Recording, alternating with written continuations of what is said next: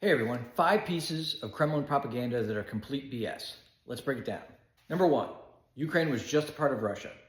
Not true historically, although this part of the world has changed hands many times. At times, Ukraine was owned by Lithuania, Poland, Hungary, the USSR, and others.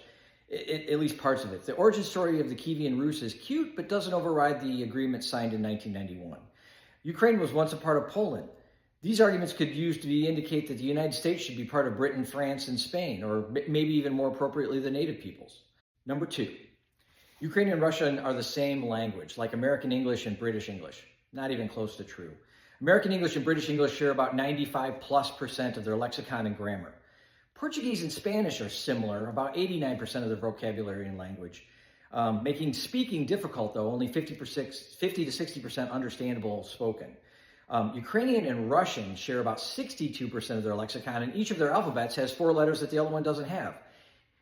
Ukrainian and Russian are about as similar as Dutch and English, so go speak to a Dutch person and see how you do. Number 3, Vladimir Putin is smart.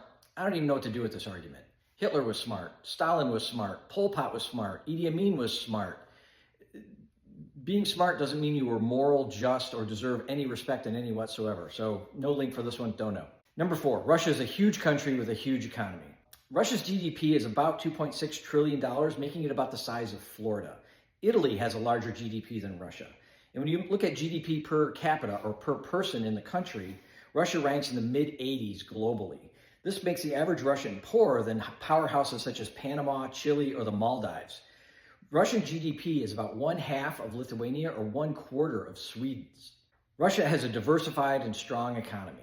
Boy, this couldn't be farther from the truth. 15 to 20% of Russian economy is based on oil and gas exports, which also is about 30 to 50% of its federal budget, depending on the year.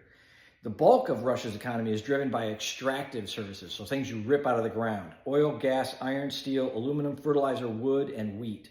Electronics, which is the first value add export, is only about 1.2% of their economy.